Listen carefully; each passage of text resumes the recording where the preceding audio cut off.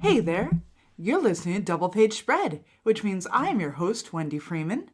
And if you enjoy listening to us, please do, get the word out. Drop a line, make a little iTunes comment or review, mention in your Instagram stories, whatever. You can be as awesome as Caleb Alexander McKinsey and wear a really cool Double Page Spread shirt.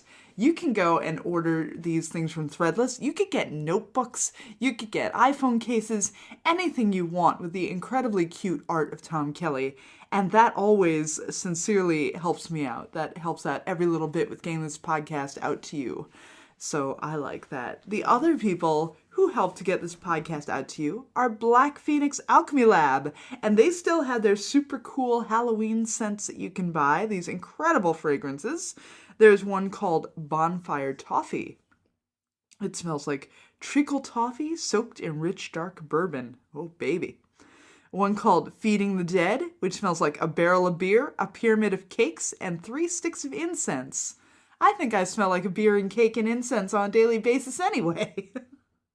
And one called Ghoulish. It says creepy like creepy and as spooky.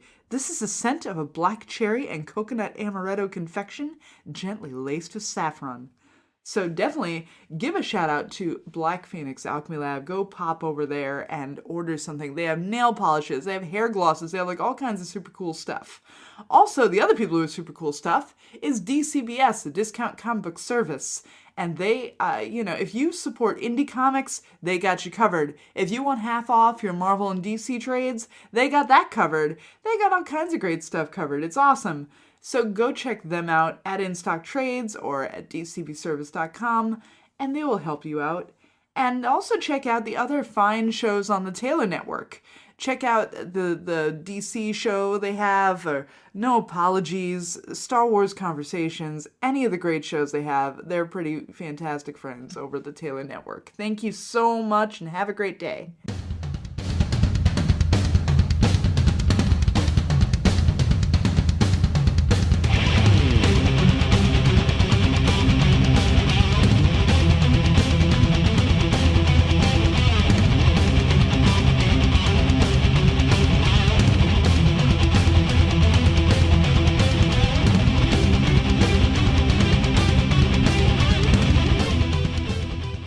Hey there, welcome back to Double Page Spread. Tonight I am so excited by my guest. I am so excited to finally be joined by someone who's just been an absolute up-and-coming hero in the art scene for a little while, Mr. Daniel Warren Johnson. Hello. Listeners, note the haunting ambulance in the background. Yeah, I don't know what's going on my street. Yeah, you never know. When I do a podcast interview, a fire gets lit somewhere. A fire is lit from within. Yeah, there you go. So you've been chugging along. You did Space Mullet. We may know you from that. That was one of your first things, Space Mullet. Sure. Yep. And then recently you did the incredible series for Image Extremity. That's correct. I did Extremity. I've been working on that since summer of 2015. It was one of my top 10 books of the year. Yeah, I saw that. Thank you. And now you're back. Now you've got another creator-owned title from Image that's just phenomenal called Murder Falcon. Yes, Murder Falcon, indeed. I don't think I'm ever going to get tired of saying those two words together. You shouldn't. It's the best 2 words you could ever say together. So tell us about Murder Falcon. Yeah, so basically after I finished Extremity, I really wanted to, how do I put it? I wanted to have some a relative palate cleanser. So, I think from the title alone, Murder Falcon, is a pretty big leap as far as tonal wise from Extremity. With Extremity, I feel like I was kind of trying to take myself a little more seriously, especially after working on Space Mullet for so long, and kind of being able to escape under the guise of the tongue-in-cheek title of that. So Murder Falcon was kind of a return to that kind of idea of just like having some fun and kind of just enjoying comics and being silly for silly's sake. And also, I mean, I feel like most of my stories have at least some sort of like deeper undercurrent, but at least the very initial punch in the face of Murder Falcon is very much like comic books, metal, rock and roll. Here we go, which is way different than Extremity ever was. So it's almost kind of difficult for me to switch gears that much, actually, where I really had to like change my mentality behind the process of Murder Falcon. And but overall, I feel like I'm really proud of it. I'm really excited about it. It involves so many things that I love, like kung fu and like kung fu movies and heavy metal and guitars and I really like Birds of Prey. So there you go. Now, how long have you been playing guitar? I've been playing guitar since I was 11. So it's been a long time. I took lessons for a long time. When I started by taking lessons. Like my dad was like, I think you should play an instrument, and I've been trying to play piano with my mom because my mom was trying to teach me when I was like 9 or 10, and I wasn't taking at all. So my dad was like, let's sign you up for guitar lessons. I got a little crappy, electric guitar, and I was literally like learning how to play Mary Had a Little Lamb for months on end. I got really bored and I almost quit. My dad, after about maybe 6 months, 8 months of me suffering through these, terribly boring songs, he took me out to play hoops, and he was like, yeah, you're not quitting guitar. I'm not going to let you. And then, my dad is always like, he's always tried to play guitar, and he does his very best, but I think he really wishes that he had, like, played more when he was young, and I think, in a way, he kind of channeled that by, like, not allowing me to quit guitar lessons.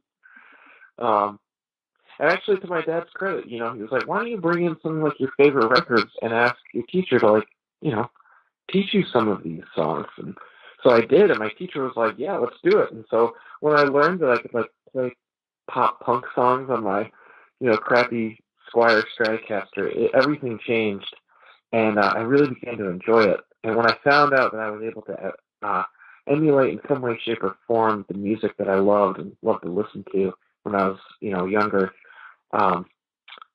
it took on a whole new form. And since then, guitar has been a very therapeutic and very healing thing in my life. But yeah, ever since I was 11, yeah. It's interesting, kind of similar. Like, I teach drums at the Old Town School, and I've been playing drums since I was like 9 or so, and I was terrified to quit because I knew, like, my brother would be mad at me. I knew he'd make fun of me relentlessly if I quit, So maybe sometimes you need that awesome. you need that outside influence in your life to tell you, Yeah, and good on your brother. Like, there was no shame with my dad. He was just like, you ain't quitting. And my brother listened to a lot of metal, and he played in a metal band, and it was a whole awesome. thing. That was the 80s, So let's talk about the incredible action style that you have. Like, your artwork is so incredibly dynamic. I feel like the way that you draw any sort of like chase scene or battle or whatever, even when you're just drawing commissions for people, everything is about very, very much a sense of motion and motion lines and all this stuff. Where do you develop that? How do you develop that? That's a good question. I really started to get back into drawing comics when I was around 24, 25 in 2012, yeah. And I just remember when I was first starting out, these are the first few pages of Space Mullet that I'm talking about, which you can refer back to, and they are rough. I mean, it's embarrassing to look at now, but it was a learning process of me, like, being frustrated with where my dynamics, at least as far as telling storytelling in comics, was lacking. I was really, every page I was trying to figure out, like, even if it's just a scene of two characters talking, how can I sell this in a way that makes it dynamic? And it's kind of been one of those things where I've just been like actively working at it for so long that I don't want to say it's second nature to me now, but it's like one of those things where it's like, I'm going to get better at drawing hands. And you practice and practice and practice. In the same way, I feel like figuring out all the tricks and all the ways to kind of make as dynamic as possible a 2D image on a comic page. It's just like anything else that you would practice. So I've been actively working on that, and anytime that I see a comic artist that I feel has done or does that successfully, I really like to kind of study that. And I have to take a lot of inspiration from, oh gosh, like a lot of, like, as I said before, like kung fu movies and seeing where like they place a camera. I'm thinking specifically right now, Rumble in the Bronx with Jackie Chan. Mm-hmm. Yeah, obviously not as like popular as a lot of his Hong Kong films, but I really like what he does with the camera and where he places it in the scene. And when somebody gets punched, the camera's in a very specific place, and I really like that. So sometimes I'll even pause those scenes and do little sketches and studies. And then I also own a lot of Hayao Miyazaki storyboard books, which they're kind of like the breakdowns of the entire movie, just in picture form. These drawn, which are beautiful. But they're also, there's a lot of action that happens in there. But one thing that's cool about these storyboard books is they'll have like one highlighted scene that's like establishing the action, and then there's a bunch of other panels below or before it of the character moving, but the background that was drawn in one of the panels has been like discarded because it's like once you draw the background, it's like everybody knows the background of that scene, so you can just draw the characters moving. But that one panel, that one like little explanation in the visual script is really kind of like poured into, and all of the dynamics are in that panel, so you can kind of see how the director is kind of envisioning where everything's going to be placed. And looking at those panels gives me a really good idea, especially from like an animator's perspective, who is essentially using lines to do almost the same thing that I'm doing, to highlight an image, as best as they can, clearly, but also dynamically. So there's multiple ways that I go about doing it. I read a lot of manga. Manga is a great way to, figure out dynamics and panels and stuff. So I take a lot of inspiration. I steal from manga, basically.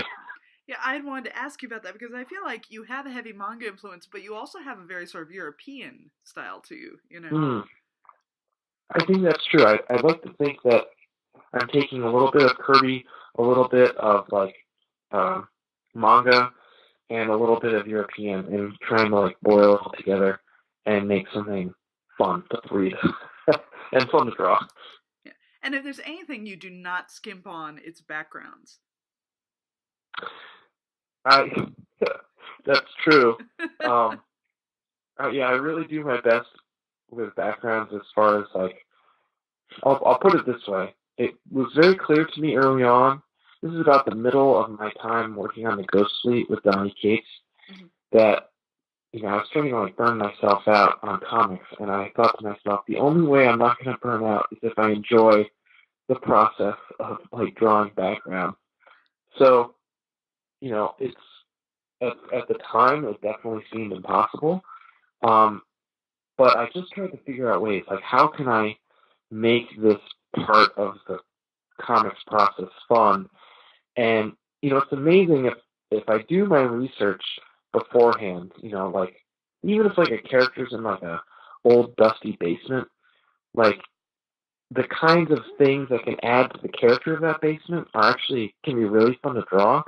And it seems daunting at first, but it's amazing what like an old rug on the floor, an old school like 1950s lamp in the corner, an old style trash bin, an old couch from the 70s. Like there's like these little tiny specifics which I have a really good time researching and kind of like adding in, which add a lot of flavor and make the whole process more fun. And then the background becomes, in essence, its own character, which, I love drawing my characters in comics. I think anyone would say it's more fun than drawing backgrounds. So my goal was to make the backgrounds like a character, and thus try and make it more enjoyable, which I feel like I've done now. I can honestly say I enjoy drawing backgrounds now. So I think that shows. Well, it definitely shows that you've done a lot of technical study because, I mean, especially with Extremity, the amount of vehicles and mechanical things and even the way you draw monsters is so proficient. Oh, thank you. Like did you do a lot of studying of engineering and drawing vehicles and stuff before you did that? Mm, gosh, it's actually funny that you mentioned that alongside with Extremity because I felt like I was losing my drawing chops when it came to like cars and vehicles because I could just make up things on the spot with Extremity.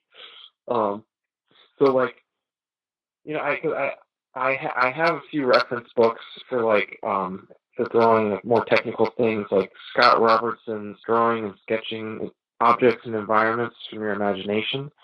That's like a gold mine of like piecing together things that don't exist in the real world, but basing them on a concept of reality, like like hypersonic cars or spaceships or what have you. Um, and then for like I don't know for backgrounds and stuff, like a lot of it was me like really learning how to use perspective in a way that I could like cater it to my own style. And it took me a while. A lot of this I learned on Space Mullet and the Ghost Fleet. But by the time Extremity rolled around, I feel like I had a pretty good handle on how to use like perspective grids, but in a way that was kind of natural and organic rather than I don't know, forced, if that makes sense. Mhm. Mhm. Yeah, so I was just doing my best to make it all kind of look good as best as I could. Another question I wanted to ask you about Murder Falcon is it supposed to be in current time or is it supposed to be an 80s story? When is it really set? You know, I uh, so like the goal was for people to not really be able to tell, um, because I knew that I wanted to put it in like quote unquote the real world with cars and vans and like street lights and but I kind of wanted it to exist in a way that like maybe a 90s movie would exist where they don't really tell you where you are. It's just kind of smoky and kind of mysterious. um, not to say that it's based in the 90s, but like I feel like, I wanted to stay away from specifics because I don't know. This sounds dumb. I hope this doesn't sound dumb. I wanted it to be as timeless as possible. Like, there's no smartphones. Oh wait, there's a smartphone in the first issue. So I don't know. I don't know. Maybe present day. Well, some of the things that kind of tipped me off are they mentioned they had a label showcase show, and I'm like, do bands even do that anymore? Just like Oh some yeah, of the there's. things. It's all zigzaggy. Yeah. Um, you know. Yeah, you're totally right. They don't do that anymore. Um, You just release your stuff on SoundCloud now. That's just how they can right? find you. Yeah. But like that's like like I mean, what sounds better? Like like the SoundCloud contest was, we were gonna make it, or like, hey man, the label was there. Like the second one sounds so much better. So it's kind of existing in this like perfect world where my storytelling devices can be used without anybody having to like worry about any sort of logistical things. Storytelling was. I like that Jake he's not a really handsome guy. Like he's a chubby Mm-mm. dude. He's kind of, he's kind of Yep. insecure. Like I like the fact that like he's our protagonist. Yeah, yeah, it's kind of like a double chin. Yeah. Um, funny story. So I sent you the issue 2 PDF to kind of like so we could talk about it if we wanted to. But one of the color problems that I was having with Mike Spicer was that Mike kept thinking that Jake's collar was his double chin. So like Jake looks like he has like this like triple chin because Mike has colored the collar too low and like his skin tone where his like collar is supposed to be. So he just looks like horrible. We fixed that. We're fixing that now. Before it goes to print. But like, it's just kind of hilarious. Yeah. Yeah, the second issue is even better than the first. Awesome! I'm glad you liked it. I love it. I love the concept that the instrument has to find you. That it can't just be any bass, it can't just be a guitar. Like they have to go and seek this calling from what they're playing. Yep, I like that idea. I liked it because it fit into the comic book vibe pretty well.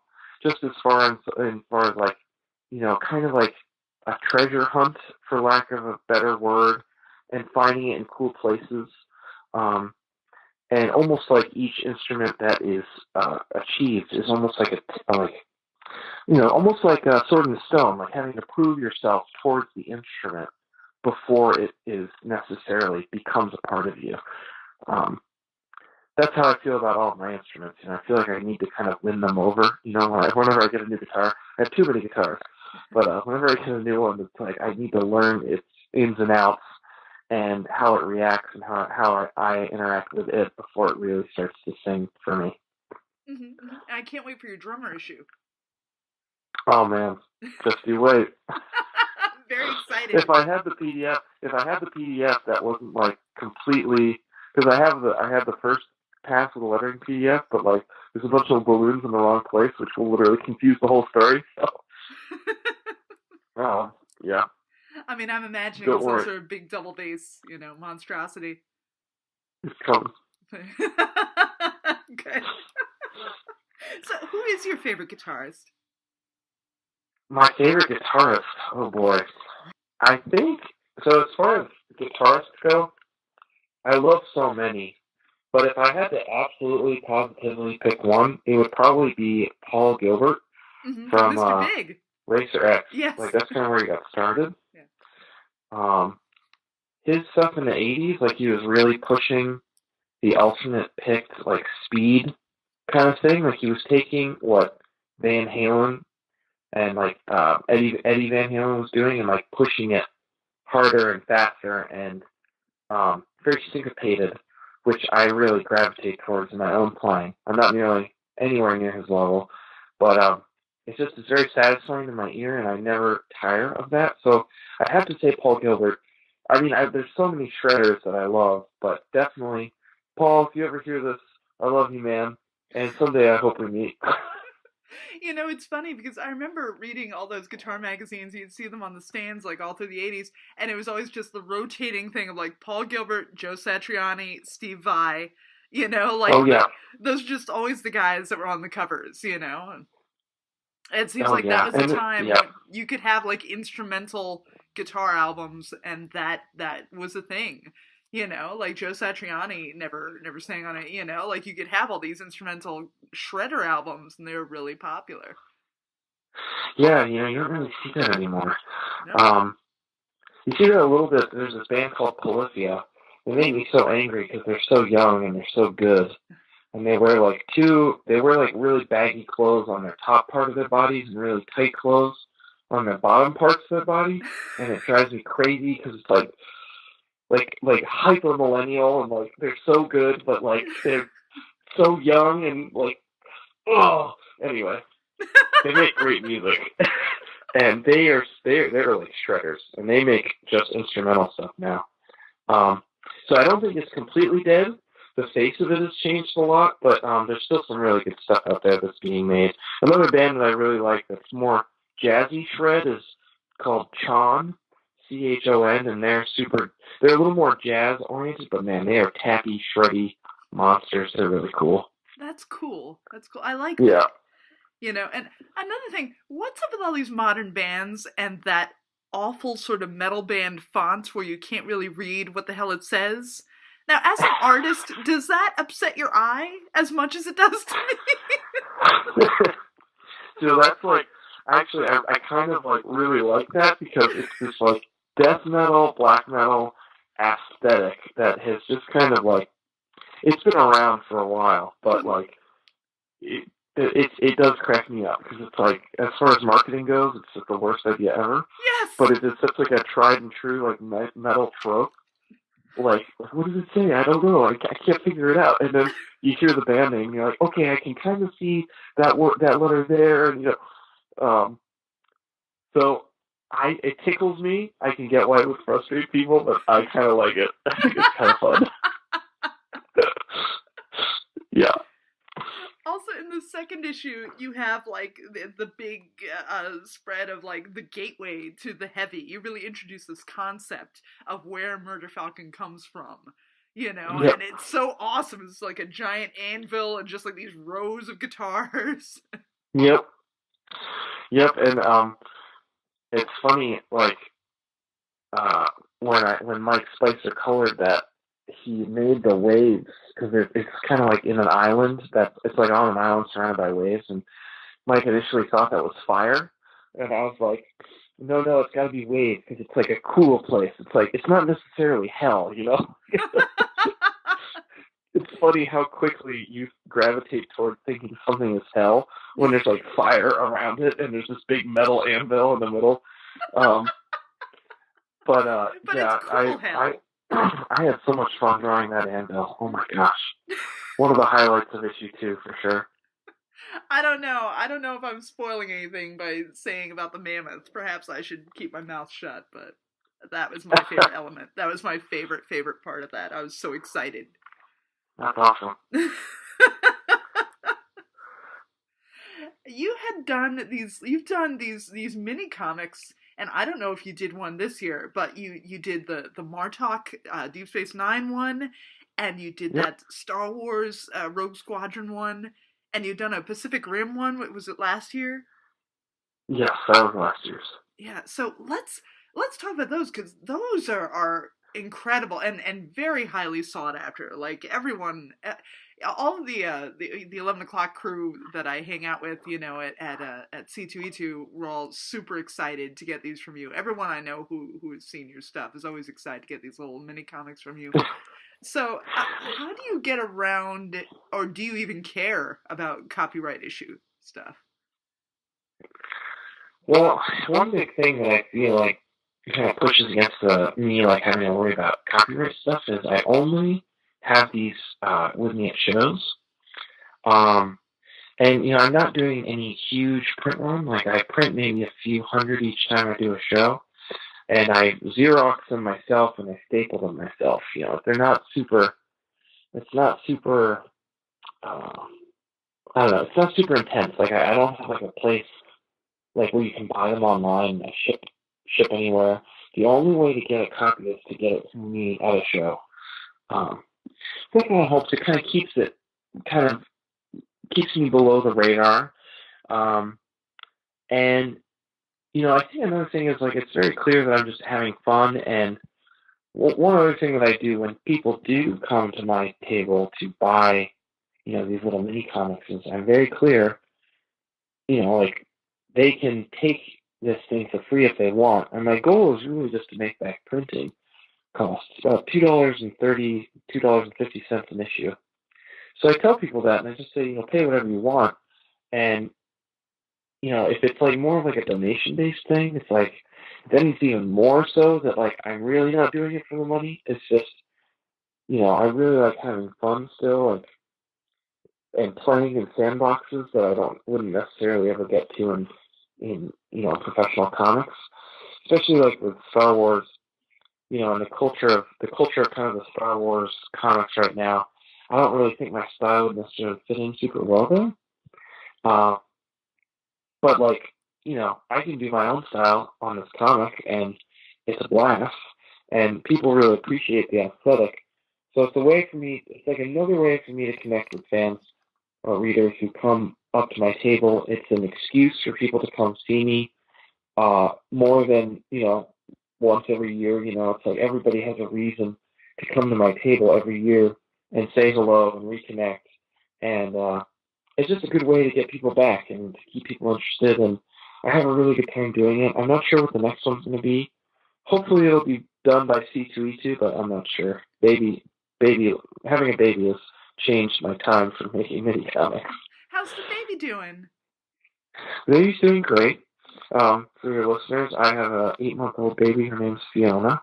Aww. She's awesome. She loves baseball. She loves watching baseball with me. She's very chill. She only cries when she's tired or hungry. And, we have no complaints. I mean, it's in one sense it's like completely kicking my ass, in the other sense it's just the best thing ever. So it's kind of both worlds at the same time. That's so sweet. Yeah. Your style suited that Pacific Rim story so well. Oh, thank you. Yeah, I was trying to find a way to kind of approach it from a different angle, and um, obviously having a monster battle in there, and I really enjoyed myself. I loved working on that book, and it's like when I work on these mini comics, it's like it has to be fun. Like I have to be enjoying it because it's like something that I'm doing in addition to all my other stuff. So, you know, we'll see what the next one will be, but it'll be pretty awesome, whichever. I have two ideas, but I'm not sure which one I'm going to go with yet. Well, I mean, Martok must have been a lot of fun to write for, because he's such a great character. Yeah. He is a great character, and it was funny because I felt like it was like my really deep dive into like Star Trek dumb. Mm-hmm. Not the deepest possible, but a deeper one than what one might consider a Star Trek book to be about. He's my favorite character in any of the Star Trek universes, and I just had to pay him homage. I had to pay him homage, whatever the word homage. is. Mm-hmm. Yeah, and then I even showed J.G. Hertzler, the actor who plays Martok. I showed him the comic, and he was so excited. He asked to use the cover as his con banner when he goes to Star Trek conventions. Oh, that's awesome! That's so cool. Yeah, I don't know if he ever ends up using it. I sent him the high res on WeTransfer, but he never downloaded it. So hopefully he got it from somewhere, and he's on a Star Trek circuit with my art up somewhere. I hope so. That's great. Yeah, it's cool. So, speaking of other people who I admire and adore, your art rep, Felix. Yep. And he is one of the coolest dudes. I really like him as a person and professional. How's it working? Yeah, I listened to your podcast with him, and it went great. And you're right, Felix is an awesome dude. He's no nonsense. He doesn't, he does not mess around when it comes to the art collecting field. I am a bit of a softie. I'm kind of like, oh, you can just have this for free. And Felix is like, you need to be charging money for that. He's very good at like understanding and catering to the comic book original art market, which I am not. I don't have any sort of, footing in that world. I do now a little bit because of Felix, but only because of Felix. And he's done really great by me. He's a really incredible, just working professional when it comes to, getting the art into the collector's hands as soon as possible. He ships everything like 2-day priority, and I don't need to worry about anything. I just send him the art, and he sends it to everybody that it belongs to. And, I have no complaints. He's an awesome dude. He's an awesome person, and he's an incredible art rep, and I owe him a lot. I owe him a lot. So thank you, Felix. And you should buy my art from him because it's, you're gonna get you're gonna get quality service. You're gonna get sounds dumb. It sounds moronic. You're gonna get my art, which is good too. And it's coming from a reputable guy. So, and it's gonna come to you not bent. Yeah. Which is also great. Well, all of your commissions are just so, every single one is just mind-blowing, because once again, like, somebody will have you draw, like, Darth Vader or something. It's like, Darth Vader is the smallest thing in the whole piece. Like, you just go so far out. Like, nobody's just getting, like, a head sketch from you. Like, you are going, like, way beyond the Call of Duty on action in everything you ever draw. Thank you. It's fun. I mean, I feel like one of the best things about like single images, like a commission, is that context just makes everything more fun, and it gives everything more weight. So if somebody has a big sword and they're just standing there, it's not necessarily a bad drawing, but man, it's way more fun if the sword is cutting up something. So, I try and take that to heart when I'm designing a commission, or I do little thumbnail sketches of every commission that I do before I start. and making sure that the shapes are there and that everything looks good.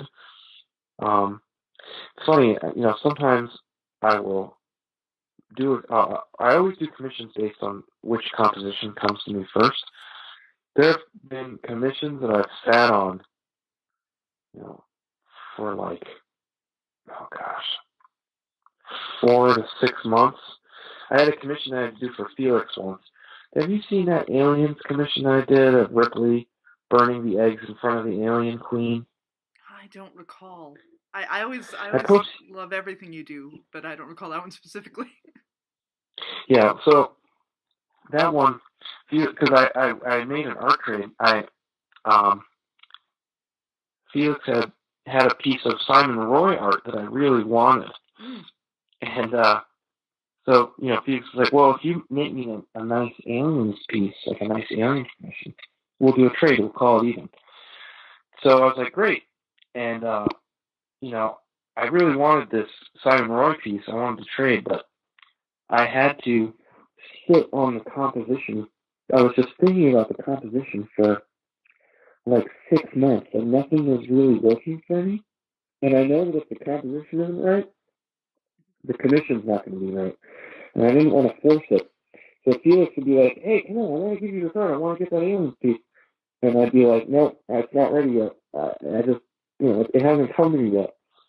And then finally I got the idea, and I knew it was the right one.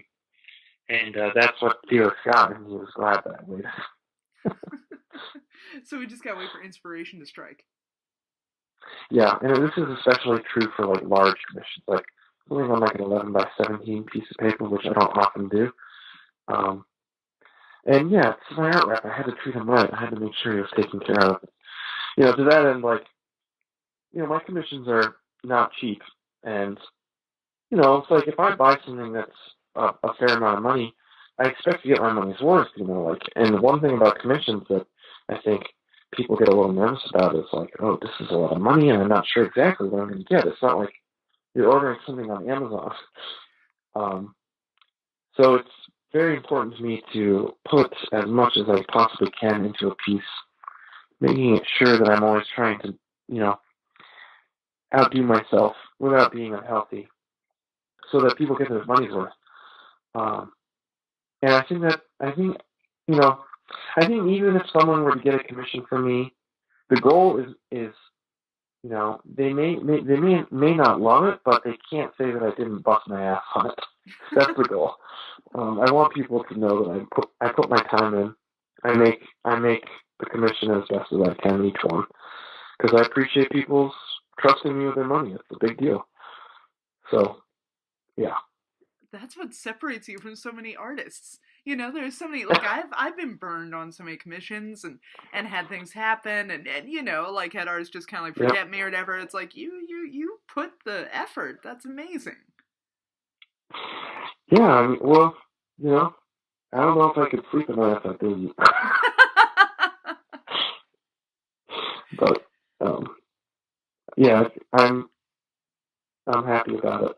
I'm happy to do it, and I'm happy that I get to draw such fun things, and kind of like with my mini comics, playing in a playground, just for an afternoon or for a day. And there's been some commissions that I've done where, remember I did a trap jaw commission, and I was too young. I'm too young to really appreciate Masters of the Universe. I remember this. I remember this trap jaw. Go on. Yeah. So I've never heard of trap jaw. Shame on me. See, so it seems like trap jaw would totally be up your alley, because much like Murder Falcon, he's a dude with just little words. Oh, totally. And here I am looking up trap jaw. I'm like, this is awesome. And even though he was a toy, the concept there is solid, and it was fun to just kind of like learn about that era of toys, that I have no experience with. And, that wouldn't have happened unless I had done this commission. So just kind of like how I try and do my research on the backgrounds, I try to do the same thing on my commissions, especially if it's something I don't know about. Mm-hmm. Like recently I did a commission from this anime called S. Cry Ed, which I've never heard of. It's pretty cool, but but again, context. I'm trying to figure out how I can draw this main character and making it like a little more dynamic. And there's this final battle that happens in the anime, which I watched, which is pretty cool. And so I based the commission on or around that final battle that you see in the anime. It's fun. It's like exposing me to new things, which, when I work in entertainment media, it's always good to keep finding new things. I don't want to rest too much on any one piece of inspiration. So just another thing to kind of round me out as an artist. That's nice. That's awesome. Have you seen that new line of those the DC toys that are done in the Masters Universe style?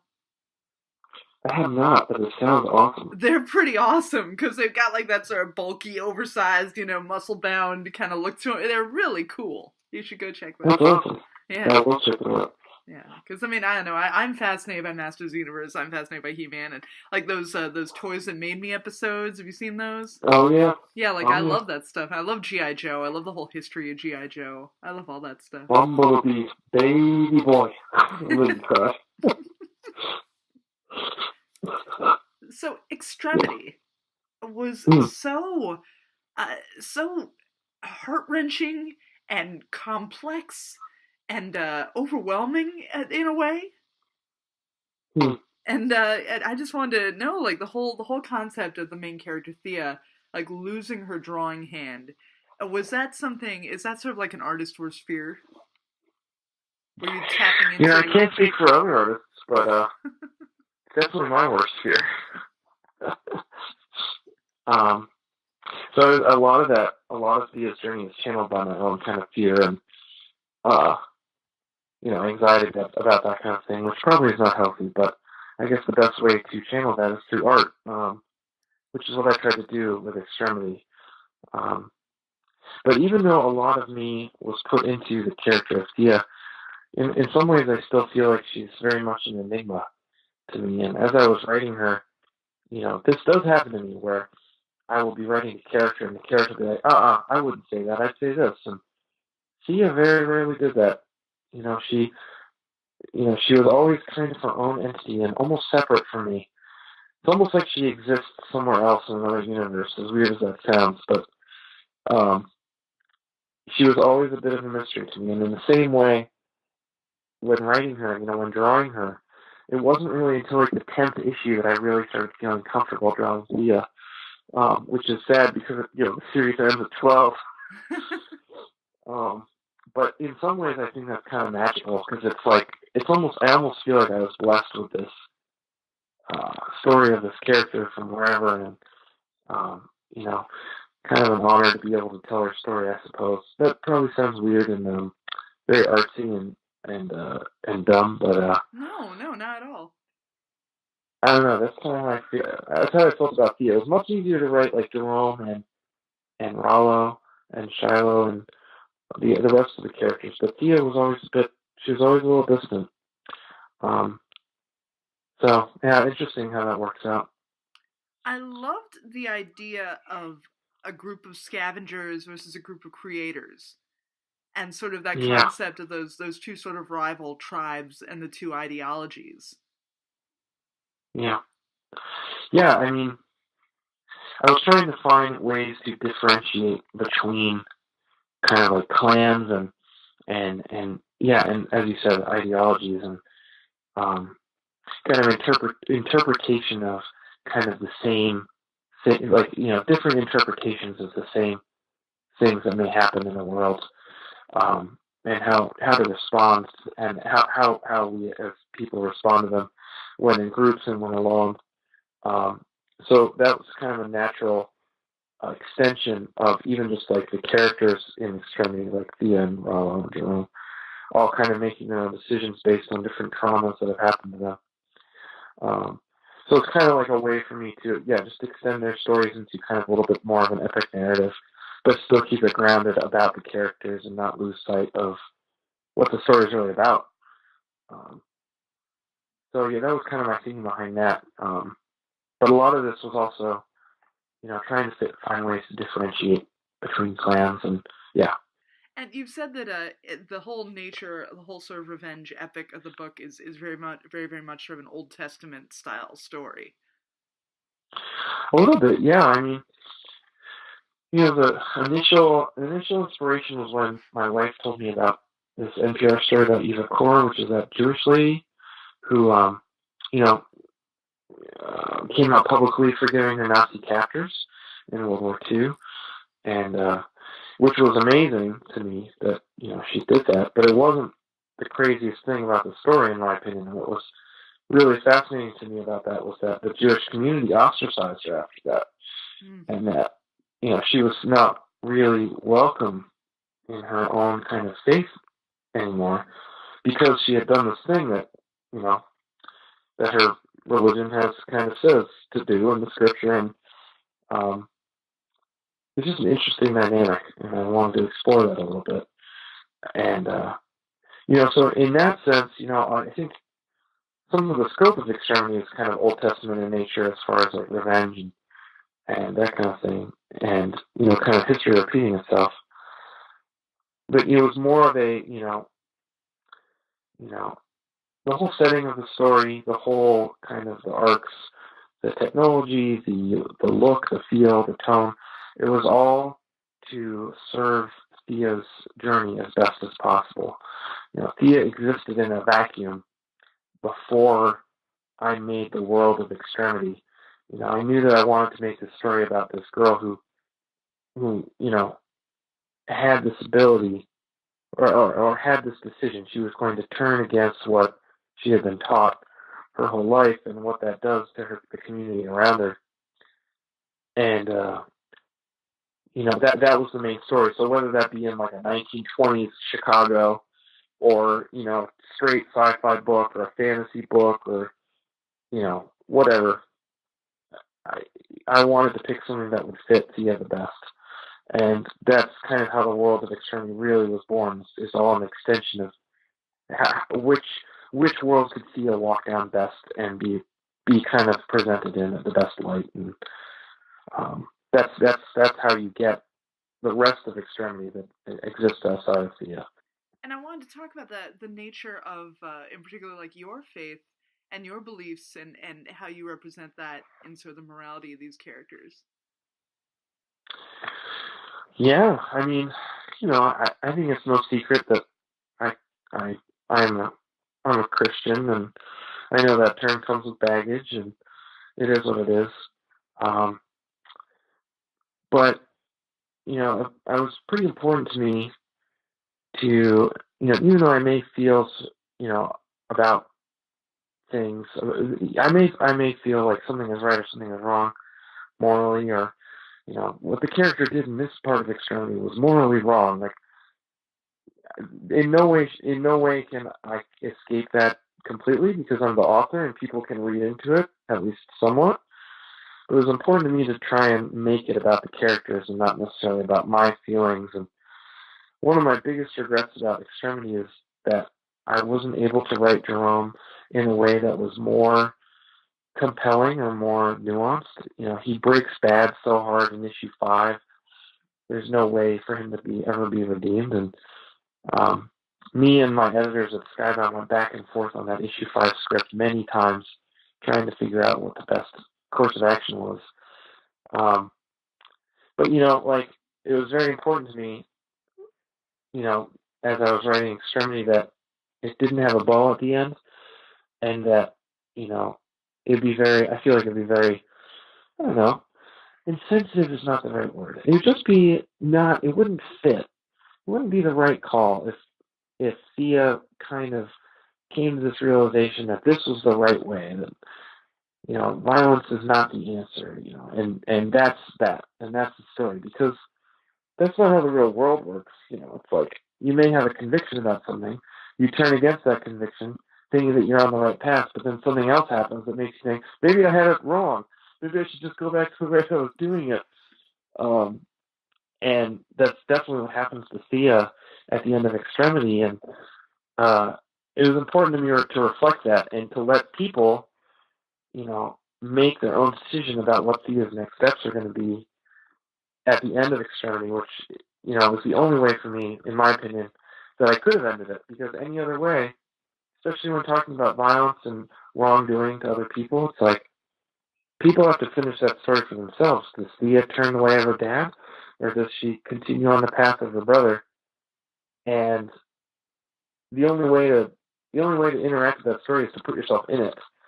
And Thea's holding her dad's mask at the very end of the issue, and then the story ends. I had a lot of comments being like, "I don't get it. Why would you end it there? Like, we don't. I want to know what happens." And it's like, well, you do know what happens. You're finishing the story. Like, the question. The book ends with a question mark, and it's up to the reader to finish it. And then that way, I kind of wanted to transfer the agency of the storytelling from myself onto the reader, which then, in some ways, kind of removes my opinion from the story itself, which is something that I wanted to do in the first place. Because, it always happens if I am a creator and I have a certain belief system and that is at least relatively public. I don't talk about it that often, People will read it into the story, They do that with Tolkien all the time. Whoa. Or C.S. Lewis. How is this? Yeah, C.S. Lewis. It's like, how is this a thing for Christianity? And, I don't consider Extremity to at all be, a Christian story of me trying to project my, belief systems out there. I think I'm trying to say something, but I think I don't know what the word is, but I wasn't thinking, how can I talk about Jesus in Extremity? I was just trying to think, Thea's got this great story, and I want people to connect with her. And how can I make the story as best as possible? And then if I have subliminal tendencies that I can't help that are slipping out, well, I don't know what else to do. Well, you don't have that to worry about in Murder Falcon. Murder Falcon's pretty straightforward. Killing monsters. Oh, man. So funny. I just like having a good time. So, I had a great time. It was heavy to make Extremity. Man, I was having a freaking blast. And the same goes for Murder Falcon. I'm just having a really good time making it. And I believe that Murder Falcon, all my stories are an extension of myself. But, that's kind of what makes art. Art is the own unique flavoring of each person's salt and pepper that they bring to the table, and letting the story flow from who they are as people. And then, I don't know, that's what Murder Falcon is especially. It's just a very open and honest, like, this is me, here you go. My final note about Murder Falcon, his pants. Like, how great! You just have him wearing the total, like, dude bro cargo pants and the bandana, and like I love the revelation of, like, all the crap that he carries. Oh yeah. Like, you gotta imagine he's gotta have, like, a tuner in there, maybe some extra strings or something. He's just got so much crap in his big cargo pants. Yeah, I was toying with having a scene in Murder Falcon where he pulls out a tuning fork the size of a car, and that's how he defeats an enemy, but I couldn't really make it work. Yeah, he's gotta have it. I love that. And once again, like, the idea of, like, he's carrying around CDs, like, that's so not quite of this era either, Oh, totally. Oh yeah, CDs are dead and gone, but still love them. They still junk up the inside of my Honda Civic, much to my wife's chagrin, but they're there. All right, so let's wrap this up. So first of all, tell us, where can we find all your stuff with Felix? Where can we contact you? So you can find Felix Comic Art at felixcomicart.com. All of my original art that has been released so far is up there, or will be up there. I always tell people, and Felix always tells people, to sign up for his email list, especially if you're interested in getting a commission from me. Felix sends out an email to the entire list saying, Dan's list is open now. And he does that before he goes on Twitter or Instagram or anything. So it's important to be on the email list if you do want a shot at a commission. whoever emails Felix first after that email goes up gets on the list. And also just a great way to be notified of other great artists that also have commission lists and original art going up on sale and things like that. And like, if you Google my full name, you'll find my Twitter, you'll find my Instagram. It's pretty hard to miss me because I have 3 names, which is obnoxious, but there's too many Dan Johnsons for me to be Dan Johnson. So, right. yeah. But yeah, I'm on Instagram, I'm on Twitter, and I post most of my art on those 2 things. So. Cool. Well, thank you so much for talking to me. Wendi, thanks so much for asking some great questions and letting me rant for a little bit.